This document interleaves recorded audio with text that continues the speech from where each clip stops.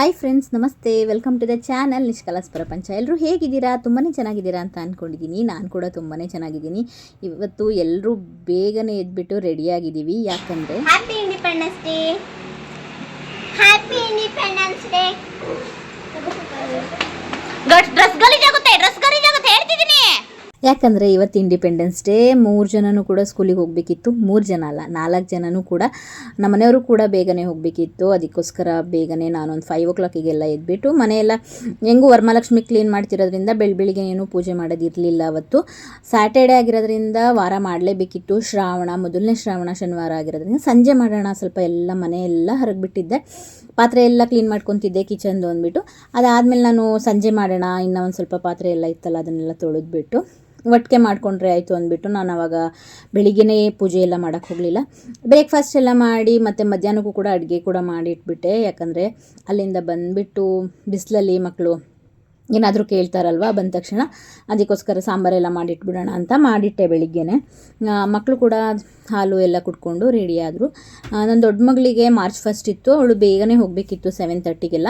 ನಮ್ಮ ಮನೆಯವರು ಆಲ್ರೆಡಿ 6 o'clockಗೆ ಒಂದ್ಸರಿ ಹೋಗ್ಬಿಟ್ಟು ಬಂದರು ಇವಳನ್ನ ಕರ್ಕೊಂಡು ಹೋಗೋಕ್ಕೆ ಅಂತ. ಮತ್ತು ಇವಳನ್ನ ಡ್ರಾಪ್ ಮಾಡಿಬಿಟ್ಟು ಹಾಗೆಯೇ ಅವ್ರು ಡ್ಯೂಟಿಗೆ ಹೋಗ್ತಾರೆ.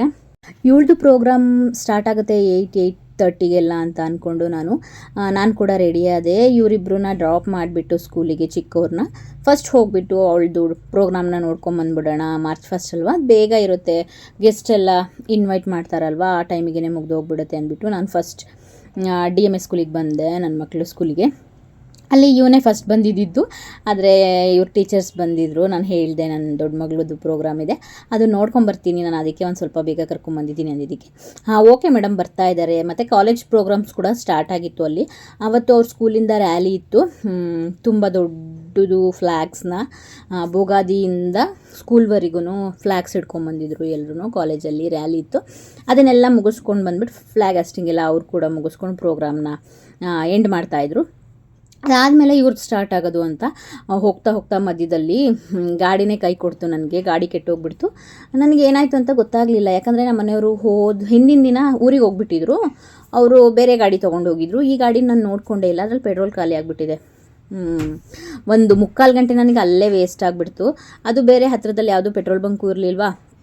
ನಾನು ಮತ್ತೆ ಒಂದು ಸ್ವಲ್ಪ ದೂರ ತೊಗೊಂಬಂದ್ಬಿಟ್ಟು ಗಾಡಿನ ಹಾಕಿ ಬಂದೆ. ನಾನು ಅಲ್ಲಿ ಒಂದು ಅಂಕಲಿಗೆ ಹೇಳಿಬಿಟ್ಟು ನಮ್ಮ ಮನೆಯವ್ರು ಬರ್ತಾರೆ ಅಂತ ಗಾಡಿ ತೊಗೊಂಡು ಹೋಗೋಕ್ಕೆ ಅಂದ್ಬಿಟ್ಟು ನಾನು ಆಟೋ ಮಾಡ್ಕೊಂಡು ಬಂದ್ಬಿಟ್ಟೆ, ಬೇಗ ಇವಳು ಪ್ರೋಗ್ರಾಮ್ ಮುಗ್ದೋಗ್ಬಿಡುತ್ತೆ ಅಂತ. ಅಷ್ಟು ಸ್ವಲ್ಪ ಮುಗ್ದೇ ಹೋಗಿಬಿಟ್ಟಿತ್ತು. ಅವಳು ಹೋದ ವರ್ಷವೂ ಕೂಡ ಹೇಳಿದ್ಲು, ನಾನು ಪ್ರೋಗ್ರಾಮ್ ನೋಡೋಕ್ಕೆ ಬಂದಿಲ್ಲ, ನೀನು ಚಿಕ್ಕವರು ಅಂತ ಅವ್ರ ಪ್ರೋಗ್ರಾಮೇ ನೋಡೋಕ್ಕೆ ಹೋಗಿದ್ದೆ ಅಲ್ವಾ, ಈ ಸರಿ ನಂದು ನೋಡೋಕ್ಕೆ ಬರಬೇಕು, ನಾನು ಫಸ್ಟ್ ಟೈಮ್ ಮಾರ್ಚ್ 1ಗೆ ಸೇರ್ಕೊಂಡಿದ್ದೀನಿ ಅಂತ ಹೇಳಿದ್ಲು. ಡ್ಯಾನ್ಸ್ ಆದರೆ ಹೇಗೂ ಪರವಾಗಿಲ್ಲ ಅಂತ ಅನ್ಬೋದು. ಮಾರ್ಚ್ 1 ನನಗೂ ಕೂಡ ತುಂಬ ಇಷ್ಟ, ಅದಕ್ಕೋಸ್ಕರ ನೋಡೋಕ್ಕೆ ಅಂತಲೇ ನಾನು ಹೊರಟೆ. ಆದರೆ ಅಷ್ಟರಲ್ಲಿ ಮುಗ್ದೇ ಹೋಗ್ಬಿಟ್ಟಿತ್ತು. ನನಗೇ ಬೇಜಾರಾಯಿತು, ನೋಡೋಕ್ಕೆ ಹೋಗಬೇಕಿತ್ತಲ್ವ ಅಂತ.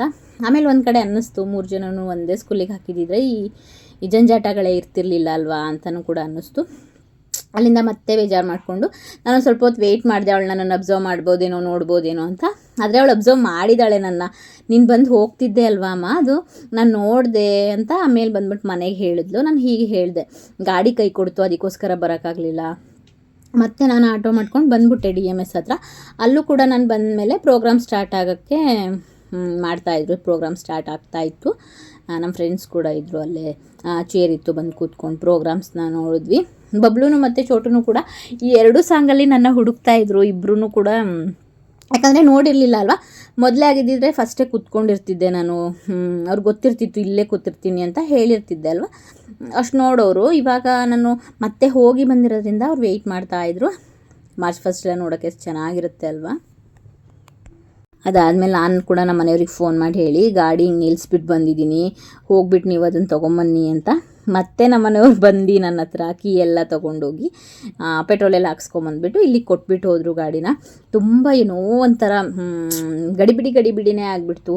ಮತ್ತೆ ಹೋಗೋದು, ಮತ್ತೆ ಬರೋದು, ಕೀ ಕೊಡೋಕ್ಕೆ ಹೋಗೋದು, ಮತ್ತು ಗಾಡಿ ತೊಗೊಂಬಂದ್ಮೇಲೆ ಮತ್ತೆ ಇಸ್ಕೊಳ್ಳೋಕೆ ಹೋಗೋದು, ಎಲ್ಲ ಫುಲ್ ಓಡಾಟನೇ ಆಗಿಬಿಡ್ತು ನಂದಂತೂ ಇವತ್ತಿನ ದಿನ. ವರ್ಷವೂ ಹಿಂಗೆ ಸ್ವಲ್ಪ ಇರುತ್ತೆ, ಯಾಕಂದರೆ ನಮ್ಮ ಮನೆಯವರು ಕೂಡ ಡ್ಯೂಟಿಗೆ ಹೋಗಬೇಕಾಗಿರುತ್ತೆ ಆ ಟೈಮಿಗೆ. ಇಲ್ಲೂ ಕರ್ಕೊಂಬರ್ಬೇಕು ನಾನು, ಅಲ್ಲೂ ಬಿಡಬೇಕು, ಇಲ್ಲೂ ಬಿಡಬೇಕು, ಕರ್ಕೊಂಬರೋಕ್ಕೂ ಕೂಡ 2 ಜಾಗಕ್ಕೆ ಹೋಗಬೇಕು, ಹಂಗಾಗ್ಬಿಡುತ್ತೆ. ಏನು ಮಾಡೋದು, ಮಾಡಲೇಬೇಕಲ್ವ. ಅಷ್ಟರಲ್ಲಿ ಫ್ಲ್ಯಾಗ್ ಹಾಸ್ಟಿಂಗ್ ಕೂಡ ಸ್ಟಾರ್ಟ್ ಆಯಿತು. ತುಂಬಾ ಚೆನ್ನಾಗಿ ಅನಿಸುತ್ತೆ. ನಮಗೂ ಕೂಡ ನಮ್ಮ ಸ್ಕೂಲ್ ಡೇಸು ತುಂಬಾ ನೆನಪಾಗುತ್ತೆ. ನಾವು ಕೂಡ ಸ್ಕೂಲಲ್ಲೆಲ್ಲ ಪ್ರೋಗ್ರಾಮ್ ಮುಗಿಸ್ಕೊಂಡು ನಮಗೆ ನಮ್ಮ ಸ್ಕೂಲ್ ಪಂಚಾಯತಿ ಹತ್ರ ಕರ್ಕೊಂಡು ಹೋಗ್ತಿದ್ರು, ನಮ್ಮ ಊರ ಹತ್ರ. ಅಲ್ಲೂ ಕೂಡ ಡ್ಯಾನ್ಸಸ್ ಪ್ರೋಗ್ರಾಮ್ಸ್ ಎಲ್ಲ ಇರ್ತಿತ್ತು, ಟ್ಯಾಬ್ಲೋಗಳ್ಸ್ ಎಲ್ಲ ಇರ್ತಿತ್ತು. ಇವಾಗಂತೂ ಟ್ಯಾಬ್ಲೋಗಳೆಲ್ಲ ಇಲ್ಲ ಬಿಡಿ, ಮರ್ತೋಗ್ಬಿಟ್ಟಿದೆ ಮಕ್ಳಿಗಂತೂ. ಫ್ರೀಡಮ್ ಫೈಟರ್ಸ್ದು ಡ್ರೆಸ್ ಎಲ್ಲ ಹಾಕ್ಸ್ಬಿಟ್ಟು ಟ್ಯಾಬ್ಲೋ ಮೇಲೆಲ್ಲ ಕರ್ಕೊಂಡು ಹೋಗೋರು. ಇವಾಗ ಇಲ್ಲೇನು ಆ ಥರ ಏನೂ ಇಲ್ಲ. ಪ್ರೋಗ್ರಾಮ್ಸ್ ಇರುತ್ತೆ, ಫ್ಲ್ಯಾಗ್ ಹಾಸ್ಟ್ ಮಾಡ್ತಾರೆ, ಡ್ಯಾನ್ಸ್ ಇರುತ್ತೆ, ಮಕ್ಳಿಗೆ ಸ್ವೀಟ್ ಡಿಸ್ಟ್ರಿಬ್ಯೂಷನ್ ಇರುತ್ತೆ, ಎಲ್ಲ ಕೂಡ ಮುಗಿಸ್ಕೊಂಡು ಬರ್ಬೋದು. ತುಂಬಾ ಚೆನ್ನಾಗಿ ಅನ್ನಿಸ್ತು, ತುಂಬ ಖುಷಿಯಾಯಿತು ನನಗೆ. ಮಕ್ಕಳು ಕೂಡ 3 ಜನನೂ ಕೂಡ ಪಾರ್ಟಿಸಿಪೇಟ್ ಮಾಡೋದು ಸಖತ್ ಖುಷಿಯಾಗುತ್ತೆ. ನಾನು ಕೂಡ ಅಷ್ಟೇ ಆ್ಯಕ್ಟಿವ್ ಆಗಿರ್ತಿದ್ದೆ ಸ್ಕೂಲ್ ಟೈಮಲ್ಲೆಲ್ಲ. ಇವ್ರು ಕೂಡ ಹಾಗೇ ಎಲ್ಲರೂ ಸೇರಿಕೊಂಡಿರ್ತಾರೆ. ಪಾಪು ಕೂಡ ತುಂಬಾ ಚೆನ್ನಾಗಿ ಡ್ಯಾನ್ಸ್ ಮಾಡಿದ್ದಾನೆ. ನಮ್ಮ ಚೋಟು ಕೂಡ, ಅವಳಿಗೆ ಸ್ಕಿಟ್ಟೆಲ್ಲ ಸಖತ್ ಇಷ್ಟ ಆಗುತ್ತೆ. ಆದರೆ ಈ ಸಾರಿ ಅವ್ರ ಸ್ಕೂಲಿಂದ, ಅವ್ರ ಕ್ಲಾಸಿಂದನೂ ಕೂಡ ಡ್ಯಾನ್ಸ್ ಪ್ರೋಗ್ರಾಮೇ ಇತ್ತು, ಅದನ್ನೇ ಮಾಡಿದರು. ನನ್ನ ತಂಗಿ ಮಗಳು ಕೂಡ ಡ್ಯಾನ್ಸಿಗೆ ಸೇರಿದ್ಲು, ಅವಳು ಕೂಡ ತುಂಬಾ ಚೆನ್ನಾಗಿ ಮಾಡಿದ್ಲು. ಆ ವಿಡಿಯೋಸ್ ಕೂಡ ಅವಳು ಕೂಡ ಶೇರ್ ಮಾಡ್ತಾಳೆ, ನೋಡಿ. ನ್ಯೂ ಯೂಟ್ಯೂಬರ್ಸ್ಗೆ ಸಪೋರ್ಟ್ ಮಾಡಿ. ನಾನು ಕೂಡ ಮಧ್ಯೆ ಮಧ್ಯೆ ತುಂಬ ದಿನ ಗ್ಯಾಪ್ ತೊಗೊಂಡು ವೀಡಿಯೋಸ್ ಹಾಕ್ತಿದ್ದೀನಿ, ಯಾಕಂದರೆ ಮನೆ ಕ್ಲೀನಿಂಗ್ ಮಾಡ್ಕೊತಾ ಇದ್ದೀನಿ. ಮನೆ ಕ್ಲೀನಿಂಗ್ದೆಲ್ಲ ನಾನು ಅಷ್ಟೊಂದೇನು ವೀಡಿಯೋಸ್ ಏನು ಮಾಡ್ಕೊಳಕ್ಕೆ ಹೋಗಿಲ್ಲ. ವರಮಹಾಲಕ್ಷ್ಮಿ ಹಬ್ಬದ ಟೈಮಲ್ಲಂತೂ ತುಂಬಾ ಬ್ಯುಸಿಯಾಗಿರ್ತೀವಿ. ಒಂದೊಂದು 5 ಮಿನಿಟ್ಸಿಗೂ ಕೆಲಸಗಳು ನೆನಪಾಗುತ್ತೆ, ಈ ಕೆಲಸ ಮಾಡಬೇಕಲ್ವಾ, ಆ ಕೆಲಸ ಮಾಡಬೇಕಲ್ವಾ ಅಂತ. ಒಂದು 70% ವರ್ಕ್ ಕಂಪ್ಲೀಟ್ ಆಗಿದೆ, ಇನ್ನು ಒಂದು 30% ಇದೆ, ಮಾಡ್ಕೊಬೇಕು ನಿಧಾನಕ್ಕೆ. ಶಾಪಿಂಗ್ಸ್ ಕೂಡ ಮುಗಿಸ್ಕೊಂಡಿದ್ದೀನಿ ಆಲ್ರೆಡಿ. ನಾನು ಒಂದು ಶಾಪಿಂಗ್ ವಿಡಿಯೋ ಕೂಡ ಹಾಕ್ಕೊಂಡಿದ್ದೀನಿ. ಅಷ್ಟರಲ್ಲಿ ಡ್ಯಾನ್ಸ್ ಪ್ರೋಗ್ರಾಮ್ಸ್ ಕೂಡ ಸ್ಟಾರ್ಟ್ ಆಯಿತು. ಮಕ್ಕಳನ್ನ ಕೂಡ ಕರ್ಕೊಂಬಂದರು. ನೋಡಿ ಯಾವ ಥರ ಹುಡುಕ್ತಾ ಇದ್ದಾನೆ ಅಂತ, ಹೀಗೆ ಕಣ್ಣತ್ರ ಕೈ ಇಟ್ಕೊಂಡಿದ್ದಾನೆ ಅಲ್ವಾ, ಅವನೇ. ಅವನ್ನ ನೋಡ್ತಾ ನಾನು ವೀಡಿಯೋಸ್ ಎಲ್ಲ ಶೇಕ್ ಮಾಡಿಬಿಟ್ಟಿದ್ದೀನಿ, ಅಷ್ಟೊಂದು ಕ್ಲಿಯರಾಗಿ ಬಂದಿಲ್ಲ. ಡ್ಯಾನ್ಸ್ ಸ್ಟಾರ್ಟ್ ಆದಮೇಲೆ ಕ್ಲಿಯರ್ ಆಗಿರುತ್ತೆ. ನಾನು ಇಲ್ಲಿದ್ದೀನಿ ಅಂತ ಹೇಳೋಕ್ಕೋಸ್ಕರ ನಾನು ಅವನ್ನ ಇದು ಮಾಡ್ತಾಯಿದ್ದೆ, ಅದಕ್ಕೋಸ್ಕರ ವೀಡಿಯೋಸ್ ಶೇಕ್ ಆಗಿದೆ. ಎಲ್ಲರೂ ಮಕ್ಕಳೆಲ್ಲ ಮುದ್ದಾಗಿ ಹೇಗೆ ಮಾಡಿದ್ರೂ ಚೆನ್ನಾಗಿರುತ್ತೆ. ಸಣ್ಣ ಮಕ್ಕಳು ಎಲ್ಲ ಯಾವ ಥರ ಡ್ಯಾನ್ಸ್ ಮಾಡಿದ್ರು ಚೆನ್ನಾಗಿದೆ, ತುಂಬಾ ಚೆನ್ನಾಗಿತ್ತು. ಫುಲ್ ವೀಡಿಯೋಸ್ನ ನೋಡಿ.